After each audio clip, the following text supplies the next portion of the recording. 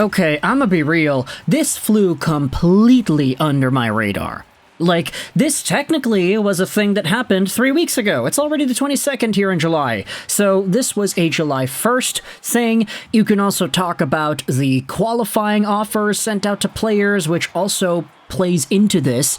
But essentially, the Montreal Canadiens lost out on a prospect that a lot of people, myself included, were at one point super excited for.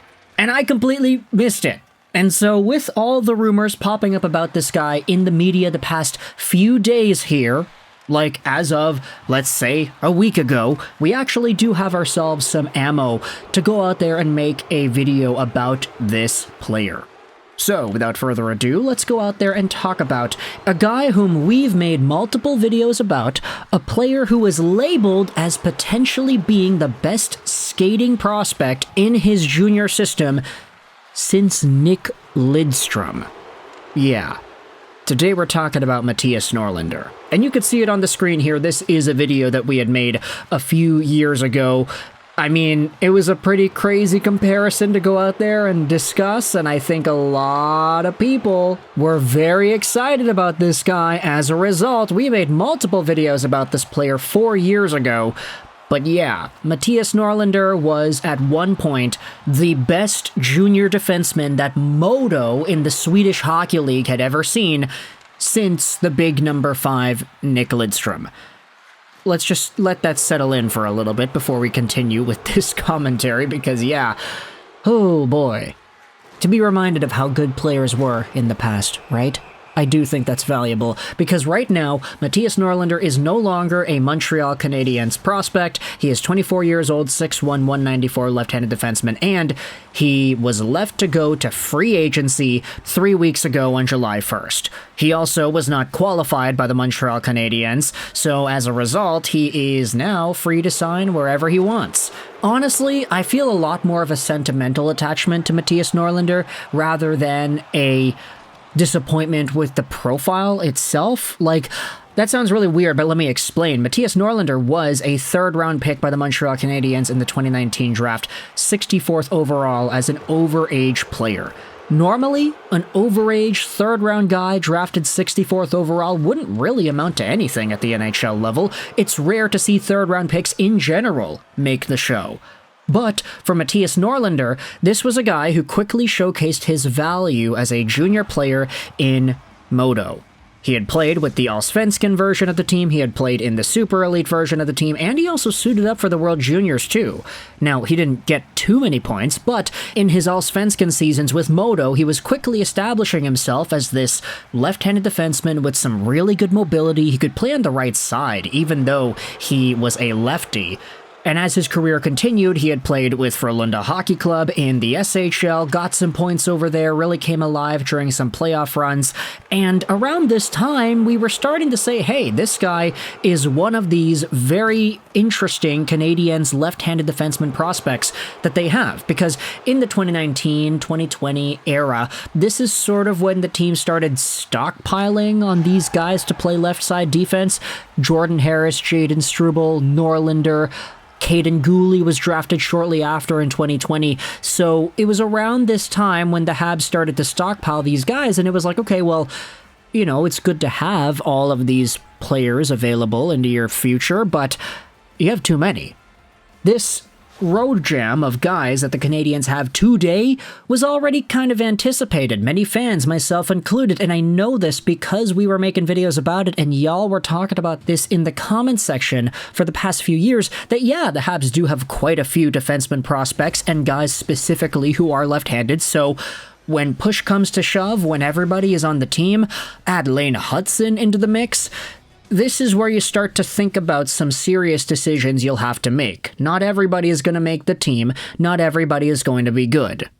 And so for Mattias Norlinder to eventually get into a spot where he's playing with the Montreal Canadiens, he had made his debut with the Habs in 2021-2022, for him to eventually suit up for the Laval Rocket in 2 straight seasons and not really show much growth, It was very disappointing, and for a lot of fans, it was just kind of frustrating seeing him make the AHL, play some games, get 19 points in 67 games last year. Of course, that's all right, but then get only 9 points in 50 games in this most previously completed season? Yeah, he had dropped off pretty heavily with his point production, and a lot of the things that made him projectable as an NHL prospect, the way he moves, the decisions he makes in his own zone, how he's able to create offense, a lot of these didn't really grow much as he had progressed in the Laval Rocket system. And at this point, you have to think, okay, well, the guy's now 24 years old.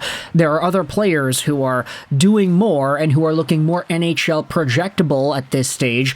Everybody's talking about how good Lane Hudson's going to be. Cayden overtook this guy in the depth chart. Jayden Struble can play some minutes. Jordan Harris, same thing. Norlinder got passed. And as a result, now he's a free agent, and rumor has it that the Modo Hockey Club in Sweden actually is interested in bringing him back. This article was posted onto TVA Sports 4 days ago, a return to Europe for Mattias Norlinder, having become a UFA on July 1st after the Montreal Canadiens did not give him a qualifying offer. The Swedish defender Mattias Norlinder has still not managed to find a spot with another team. According to reports from Swedish media outlet Expressen Sport, Modo's SHL club would like to bring Norlinder back to their ranks for their next campaign. It was with this team that the 24-year-old fullback, should say defenseman I guess, took off with the U18s and U20s and then the senior team. This, of course, was when we started making these commentaries about Nick Lindstrom, and it was a lot of Modo people, Modo fans, and I think it was like the video broadcast guy, or I think it was the color commentator of Modo who made some comments about Norlinder at the time saying, yeah, this guy's like the best young skater we have seen since Lindstrom, which is where we got that video 4 years ago from. But this is sort of where I start to feel sentimental about it too. Not because I'm disappointed that Mattias Norlinder is not a prospect anymore, that he's not a guy whom the Canadiens are going to keep, but because Mattias Norlinder to me signifies a more transitory part in my life, not just as a human being, but as a hockey content creator here on YouTube. You see, when Norlinder was drafted, this was 2019.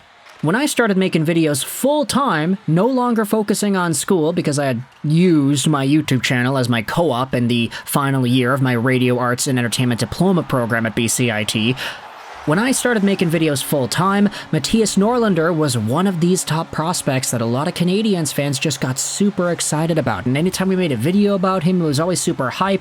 We were talking about prospects in that 2019-20 season like, oh, look at how good Cole Caulfield is doing with the Wisconsin Badgers in the NCAA. Look at how good Jayden Struble is as a prospect. Look at how good Kotkaniemi can be. He outscored Barkov. Look at how fantastic Mattias Norlinder is playing in Sweden.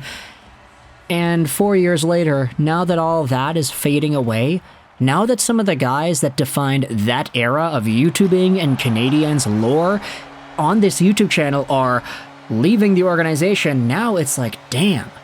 I'm not so disappointed that Mattias Norlinder as a prospect never worked out, considering the other guys the Canadiens have on their roster that can fill out those minutes. But thinking about that era of Habs hockey fading away into the distance, snapping away like Thanos dust, that's when I start to get a little bit sentimental and say, damn, that's crazy. Like, you know how some NHL fans, pretty much most NHL fans, I'd say, especially the ones that watch these YouTube videos, there's always some like bottom six grinder, random seventh defenseman from 10, 15, 20 years ago that you absolutely love. Like if I asked you, the viewer watching this video, name me some random bottom six player that nobody cares about from the history of the Canadiens that you absolutely loved. Everybody can name somebody like that, right? And then you think about it and it's like, damn, that was 15 years ago.